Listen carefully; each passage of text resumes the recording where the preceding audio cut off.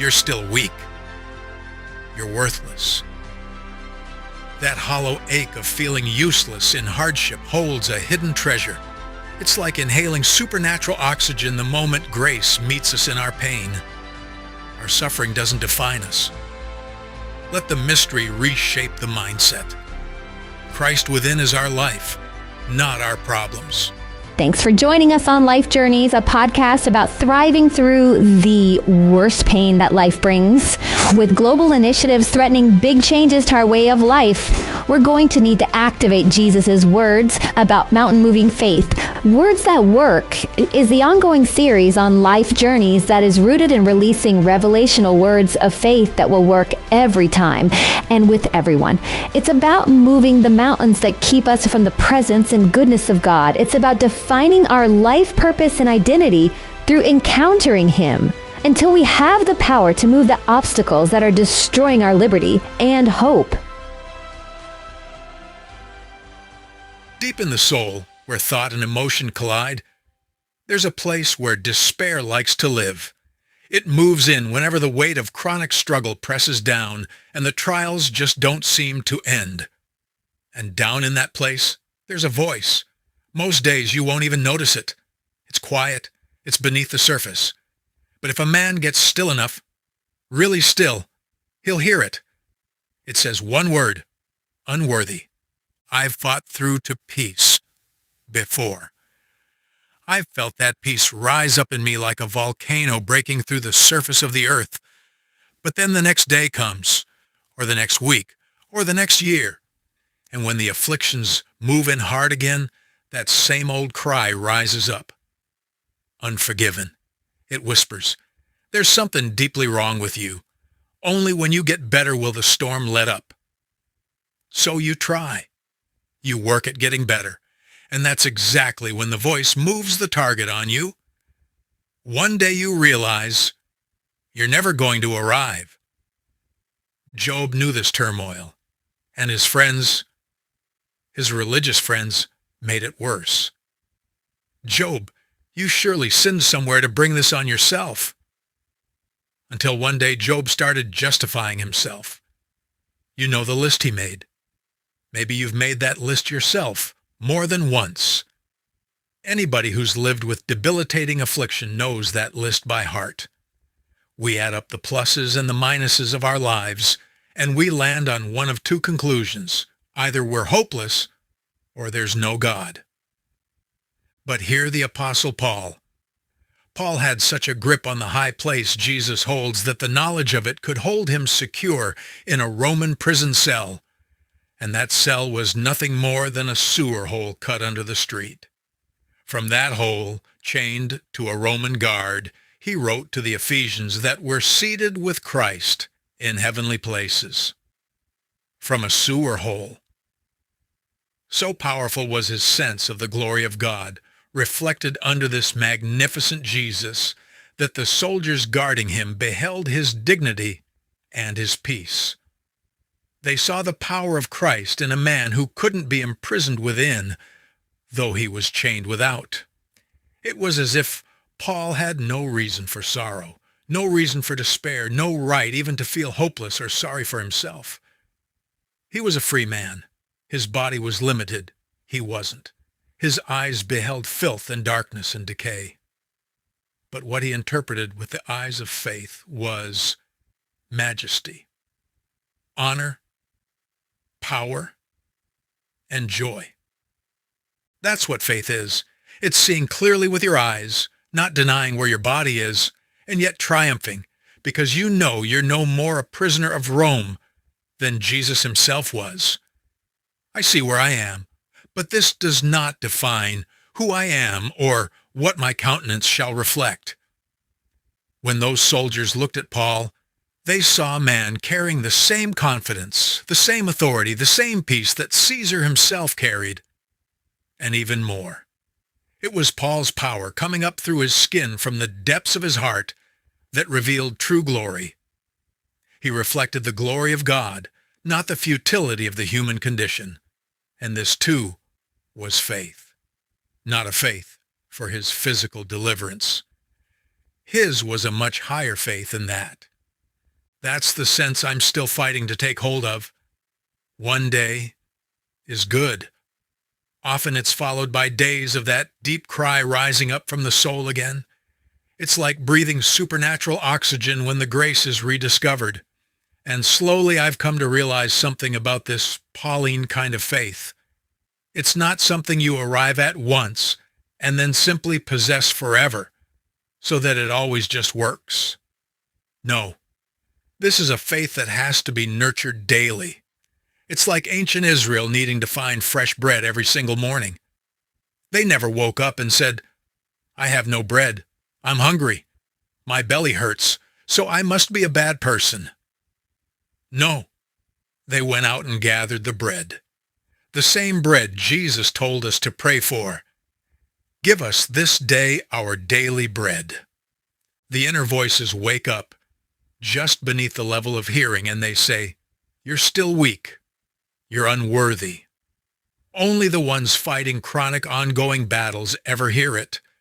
And if they live to pursue their healing instead of living to pursue Jesus, they'll find no peace. They won't be able to quiet that voice. I journal every day. The things God's shown me. I've got several thousand pages of notes from His Word, gathered over the past decade. And from those notes, I go back and highlight the revelations that have lifted my soul above the nagging voices of despair.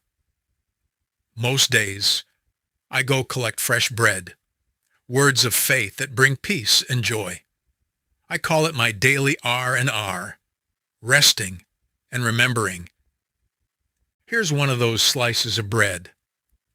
The moments of compassion, the seasons of patience under the hot blast of pain and sorrow, when you held on anyway, when you had every reason to let go and you didn't. That empty feeling of uselessness and weakness had a gold mine hidden in it, because when you pulled your hope and your commitment to love out of that dark cave, you were pulling something real and eternal into the light.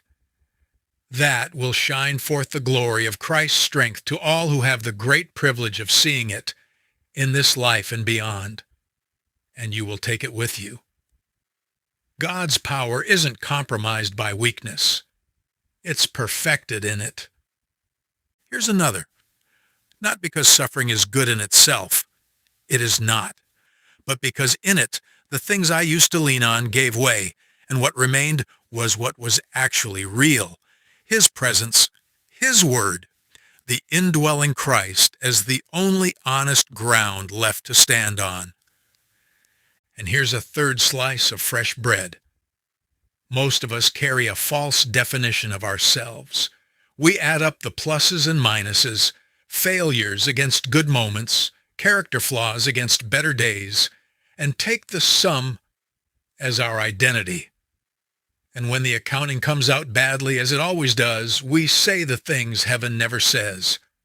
I am terrible. I am worthless. I am too broken for God to do anything significant with. Heaven's inhabitants don't talk that way, not ever. And every time we do, we're not being humble. We're actively denying the cross of Christ and His love for us. We're saying, in effect, that what Jesus did wasn't sufficient for our own particular flavor of failure. And that's an insult to the cross. You can sink into such a state of depression because of that nagging voice, telling you in the middle of your chronic and deep problems that this is a storm that will never stop.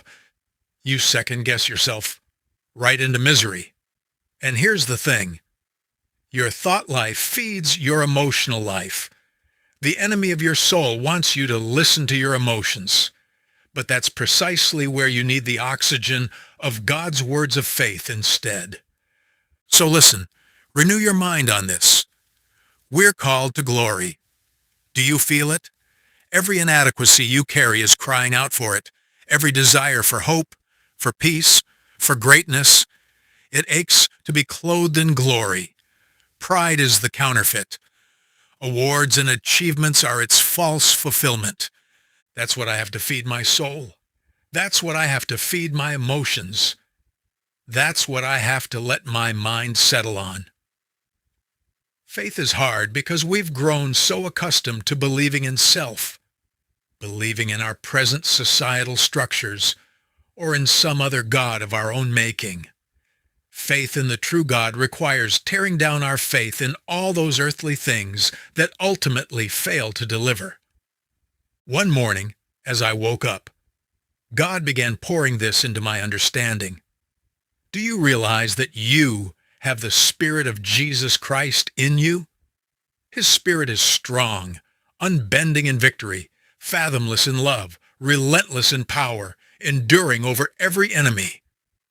That doesn't mean he always manifests victory by destroying the enemy in the moment, but it does mean he's not moved by them. His countenance doesn't change because of any adversity. I have his Spirit to draw on for my very identity, my definition, my endurance. He's righteousness in me. Paul called this a mystery, that Christ is in us. It's time the mystery becomes the mentality. Christ as our life. Not our problems, not our diseases, our fears, our pain. Christ as our life. The future of my life is more solid than the earth's ability to remain intact, more sure than the sun rising tomorrow, more certain than any government's promise to protect me. I'm like a man standing on the bow of a ship as it sails into Armageddon, with bombs falling, demons destroying, and divine wrath sending storms of devastation across the earth and its people. And I'm just as secure, just as resolved, just as confident and safe as I was in the days when my father and mother surrounded me in my youth. Christ is in me. Glory is my sure hope.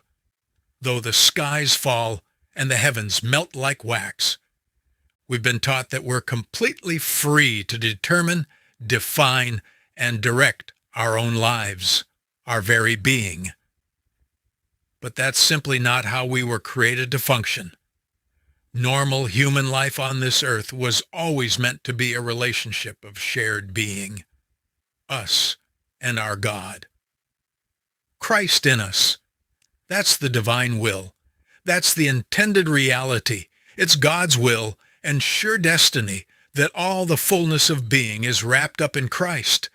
He'll be the center of all life, all existence.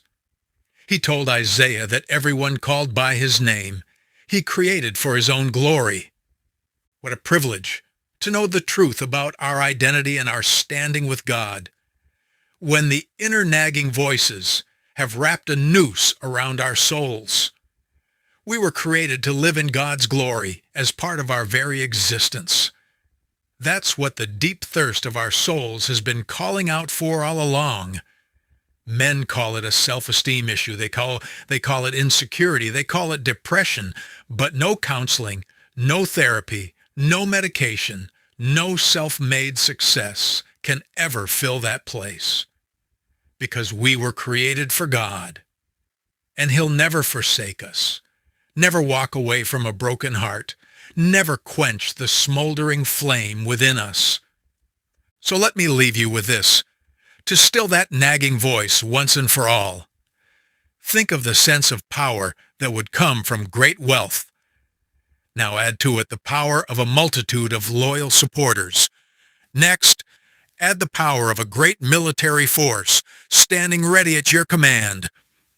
You'd feel pretty secure in that moment, wouldn't you? Yet, realize this, God has far more at your disposal than all of that right now, this very moment. He's the one holding you. He's the one providing what you need. He's the one protecting you. So why the struggle? Here's a seed for your thought before we close. We, here on this earth, are still in the womb of what will one day be. God's creating us right now. It will only take a short lifetime on earth. So don't be dismayed by the labor of it. He's shaping his glory and his eternal life within you. You can unlock the presence of God in your life. There are revelation principles that remove the mountains, keeping us from joy, hope, peace, and purpose when our world gets turned upside down. Look for these words that work with Pastor Hardika as he shares what has helped him when life got hard. And don't forget to check out his book, The Fortress and the Firebrand, available on Amazon and Barnes & Noble. Thanks for listening to Life Journeys.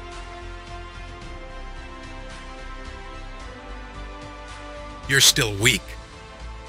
You're worthless. That hollow ache of feeling useless in hardship holds a hidden treasure. It's like inhaling supernatural oxygen the moment grace meets us in our pain. Our suffering doesn't define us. Let the mystery reshape the mindset. Christ within is our life, not our problems.